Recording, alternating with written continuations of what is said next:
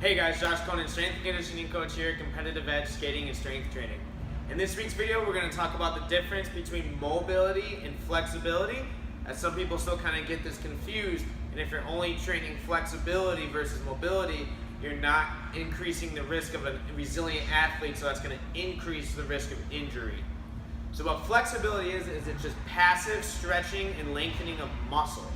So an example of that, we're going to work with the ankles today because a lot of people have restrictions in their ankles. So a lot of people, if they want to get better ankle flexibility, they're going to stretch their calves out. So they would come to something like this, a stair, anything like that, and they would just passively stretch that muscle. So you're stretching the calf, and I'm able to get actually deeper into this stretch than my active range of motion, which is mobility.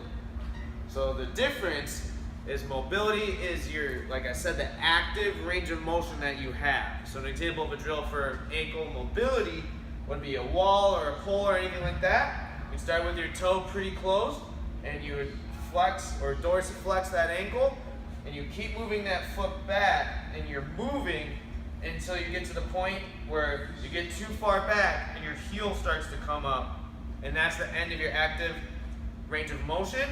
So then you would continue with sets, whatever you're being prescribed for your mobility. So hopefully you see the difference between the passive and the active.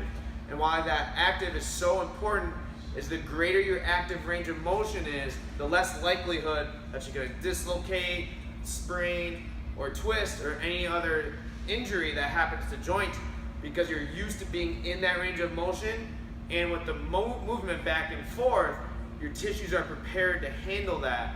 Versus if you just do stretching, that's passive. So if I was just to stretch my ankle and then in a game I'm forced into it past my active range of motion, that could lead to a potential tear or any other injury.